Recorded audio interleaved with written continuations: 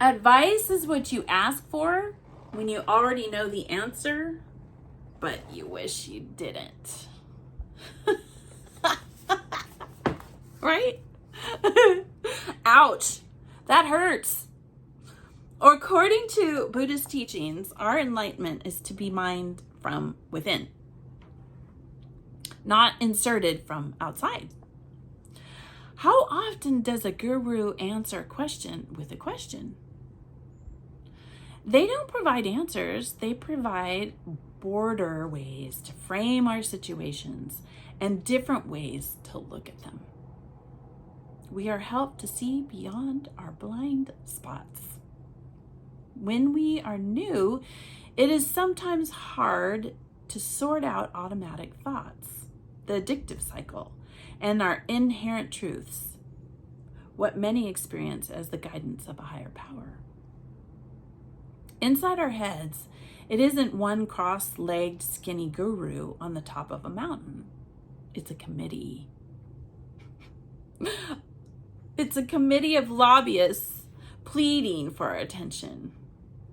What voice do we focus on? Yes, no, hurry, wait, do it, don't do it. Don't be stupid. Don't be such a sissy. When we are new, a regular day is one of dread, impulse, uncertainty, and chaos. Maybe that's where a sponsor isn't such a bad idea. If we don't have sponsors, we check in with our running mates or our best friends, right? More decisions don't have to be rushed, and most wrong decisions can be corrected. Creating melodrama only makes our predicaments worse. As sponsors, we don't always tell others what to do. Our job is to listen with compassion and let them find their own way. We encourage inquiry instead of impulse. We don't give someone a fish and feed them for a day. We teach them to fish, feeding them for a lifetime. How good am I at waiting out the truth for myself? How am I letting others find their own truth? I think this is the hardest part of being outside of a cult, is to wait it out and find what's right for you, because you want the answers quickly.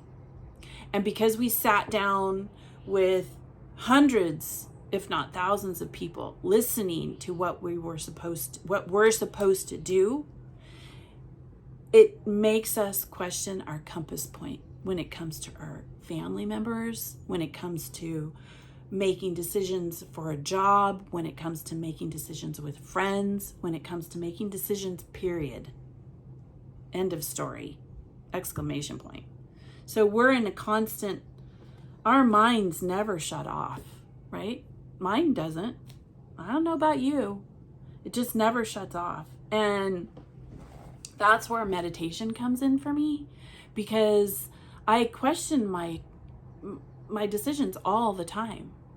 And you have people that say, there's a whole litany of information out there that says, oh, you should do it this way and you should do it that way, and this is how you... Bottom line, I think for me, is just being quiet. Just being quiet. Putting my feet in the ocean. I have the ocean close to me. It's about 3 miles.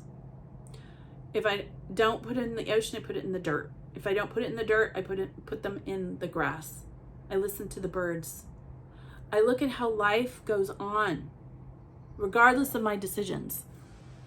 Because, you can make, like it said, you can make a bad decision and you can always change it. You never have to stay in that linear thought process.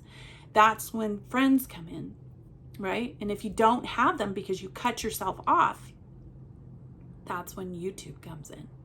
Or getting a book, going to the library, having a little conversation with someone in a grocery store, for heaven's sakes. Sometimes that's how I had my conversations.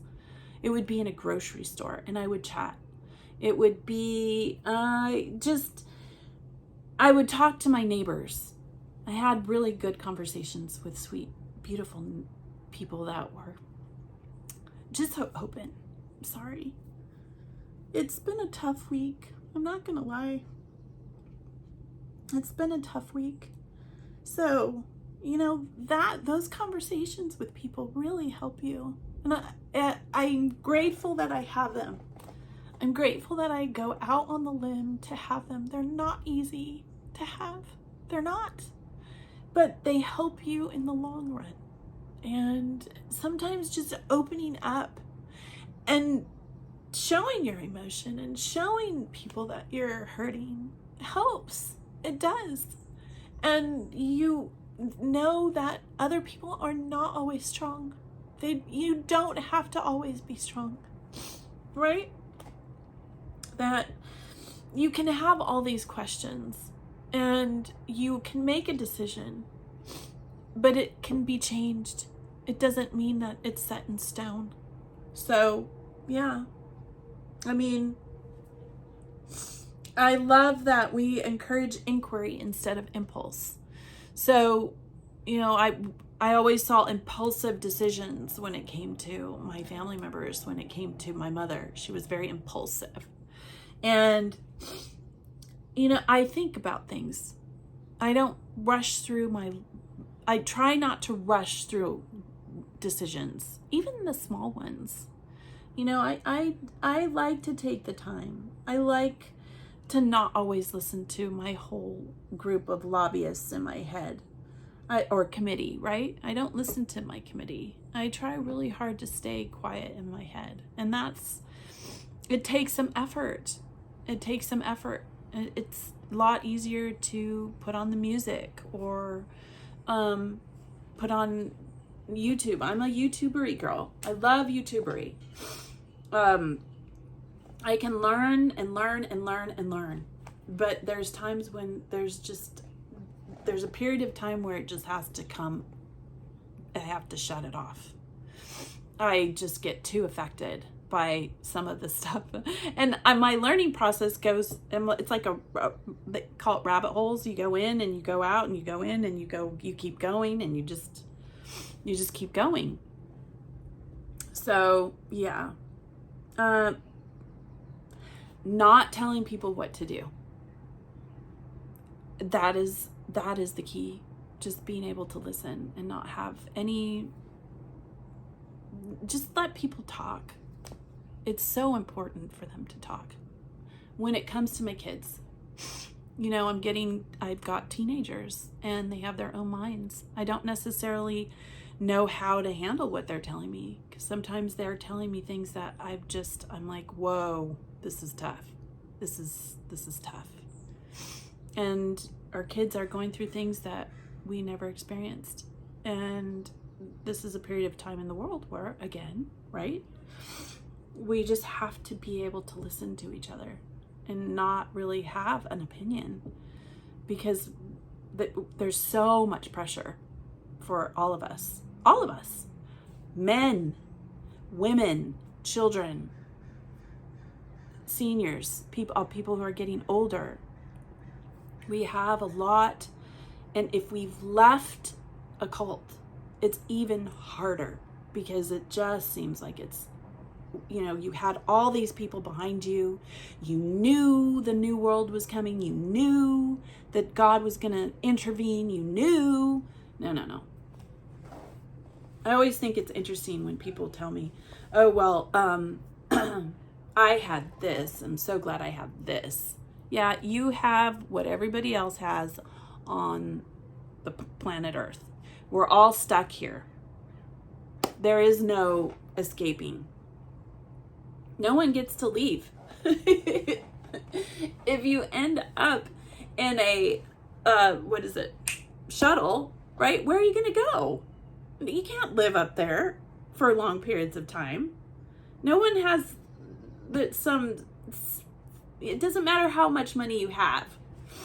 You can only live up there for so long, and the body starts to deteriorate. So taking care of each other here, being kind to each other here. You know, it's important. Yeah. So it's important for us to listen to each other. And for me, from the listening part comes as a parent, just being able to listen and let them talk and not having an opinion. It's hard. It's really hard because that's not how I was trained. That's not how I was taught growing up. You know, it was, they tell you what to do and you do it. And that was it. So it's a challenge. I'm not going to say it's not. It's a challenge. And yes, right, we ask for advice, but we kind of already know the answer. We do. We kind of do. We just don't like it. All right. Yeah, so I like that. Well, I hope this helps you on your healing journey. Sorry it took a while. It's been a long, tough week, like I said. It's not been an easy week. And I will let it go, right? We just let it go. Another day. I got to walk. I got to have a croissant. Ooh, yeah, it was good. Full of yummy, gooey yumminess and fruit on top. I have to share that with you because it's a really neat little place down here. So hopefully in the morning. I know we've already gone twice this week. I don't think I'm going to go again. So I'll do it next week. How's that? All right. Well, I hope this helps you on your healing journey. Follow your bliss. Be good humans.